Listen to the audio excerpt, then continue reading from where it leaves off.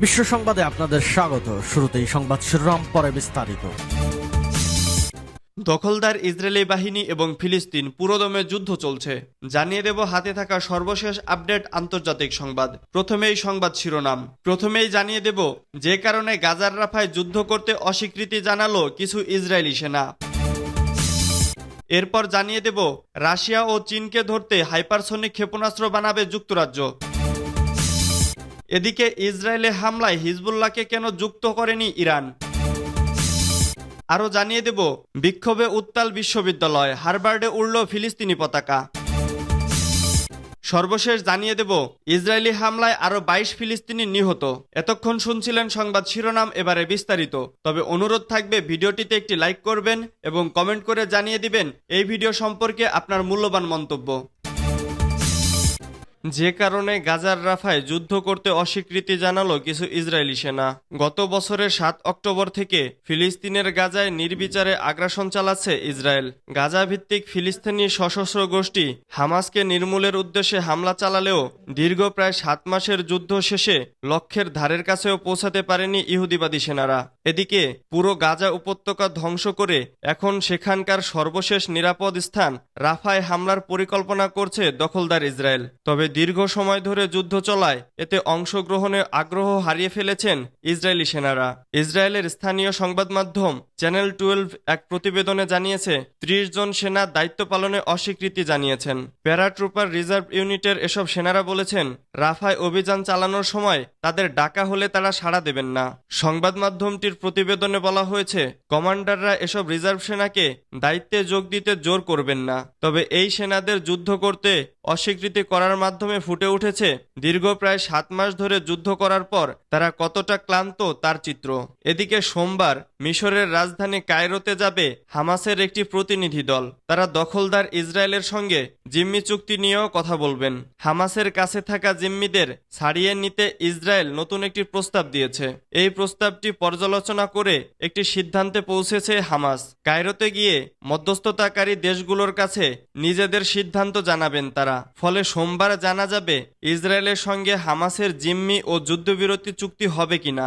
Israel হুমকি দিয়ে বলেছে যদি হামাস জিম্মি চুক্তিতে রাজি না হয় তাহলে তারা রাফায় হামলা চালাবে। এজন্য নিজেদের সব প্রস্তুতি সম্পন্ন করে রেখেছে দখলদার বাহিনী। সূত্র টাইমস অব ইসরায়েল।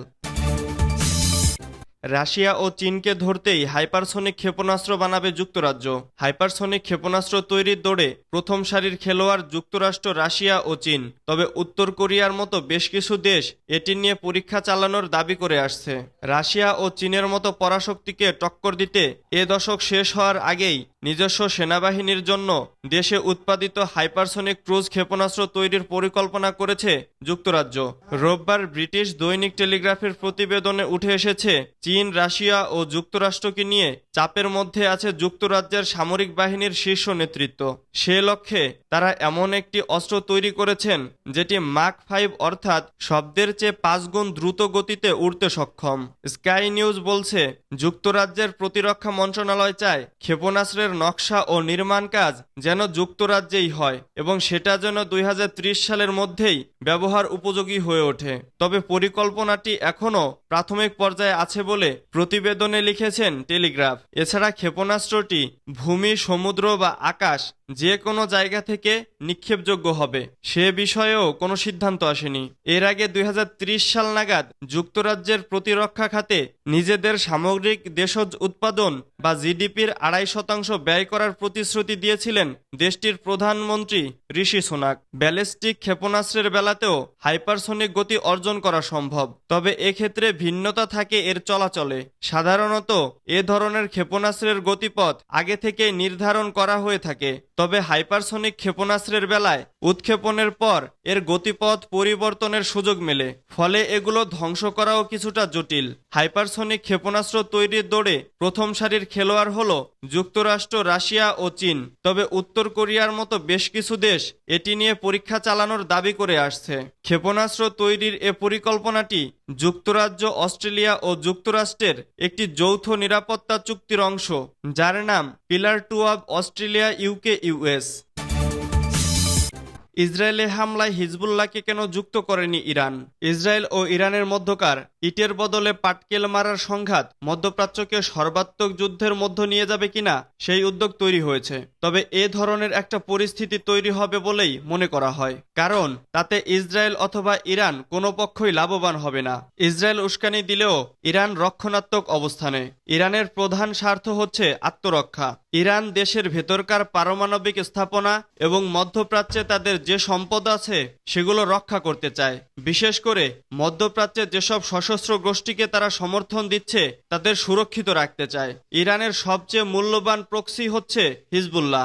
ইরানের নেতারা বরাবর দাবি করে আসছেন ৭ অক্টোবর হামাসের হামলার নির্দেশনা তারা দেননি। এ হামলার সম্পর্কে তারা কিছু জানেনও না।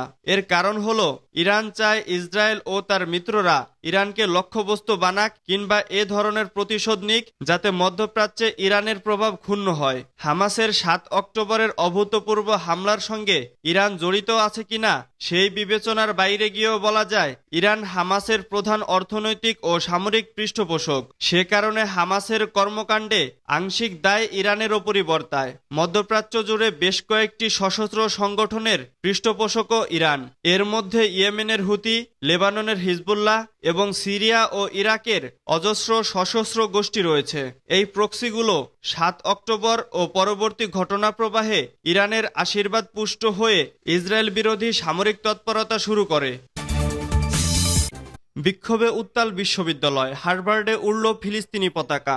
গাজায় ইসরায়েলি আগ্রাসনের প্রতিবাদে শুরু হওয়া শিক্ষার্থীদের বিক্ষোভ এখন যুক্তরাষ্ট্রের বিশ্ববিদ্যালয়গুলোতেও ছড়িয়ে পড়েছে। ক্রমবর্ধমান এই বিক্ষোভ সামাল দিতে বিশ্ববিদ্যালয়গুলোর কর্মকর্তারা রীতিমতো হিমশিম খাচ্ছেন। বিক্ষোভে উত্তাল মার্কিন বিশ্ববিদ্যালয়গুলোতেও ক্রমে বিক্ষোভ আরও তীব্র হচ্ছে। এর মধ্যেই বিশ্ববিখ্যাত হার্ভার্ড বিশ্ববিদ্যালয়ে ফিলিস্তিনি পতাকা উত্তোলন করেছে বিক্ষোভরত শিক্ষার্থীরা। সোমবার এক প্রতিবেদনে এই তথ্য জানিয়েছে সংবাদ মাধ্যম নিউ ইয়র্ক পোস্ট ও এনডিটিভি। এনডিটিভির প্রতিবেদনে বলা হয়েছে, যুক্তরাষ্ট্রের বিভিন্ন কলেজ ক্যাম্পাসে ফিলিস্তিনপন্থী বিক্ষোভ অব্যাহত রয়েছে। অন্যদিকে কর্তৃপক্ষ সপ্তাহান্তে প্রায় ২৭৫ জনকে গ্রেপ্তার করেছে। এক সপ্তাহেরও বেশি আগে নিউ ইয়র্কের কলম্বিয়া বিশ্ববিদ্যালয়ে শুরু হওয়া এই বিক্ষোভ দ্রুত আমেরিকার অন্যান্য বিশ্ববিদ্যালয়গুলোতেও ছড়িয়ে পড়েছে। এদিকে গাজায় ইসরায়েলের আগ্রাসনের কারণে মার্কিন বিশ্ববিদ্যালয়গুলোতে শুরু হওয়া এই ফিলিস্তিনপন্থী বিক্ষোভ অব্যাহত থাকার পাশাপাশি পুলিশি দমনপীড়ন এবং গ্রেপ্তার অভিযানও অব্যাহত রয়েছে। এনডিটিভি বলছে, চলমান প্রতিবাদ বিক্ষোভের মধ্যেই হার্ভার্ড বিশ্ববিদ্যালয়ের বিক্ষোভকারীরা ক্যাম্পাসের ভেতরেই ফিলিস্তিনি পতাকা উত্তোলন করেছেন। ক্যাম্পাসের আইভি লীগ স্কুলের সামনে সেখানে এই পতাকা উত্তোলন করা হয়। সেই জায়গাটি সাধারণত যুক্তরাষ্ট্রের জাতীয় পতাকার জন্য সংরক্ষিত। ইসরায়েলি হামলায় আরও ২২ ফিলিস্তিনি নিহত। ফিলিস্তিনের অবরুদ্ধ ভূখণ্ড রাফা ও গাজা সিটিতে ইসরায়েলি বোমা হামলায় শিশু ও নারীসহ আরও ২২ জন নিহত হয়েছেন। রোববার ফিলিস্তিনি বার্তা সংস্থা ওয়াফা এই তথ্য জানিয়েছে। এর মধ্যে রাফা শহরের জনিনাপাড়ায় আল খতিব পরিবারের বাড়িতে হামলায় ৪ জন নিহত হয়েছেন।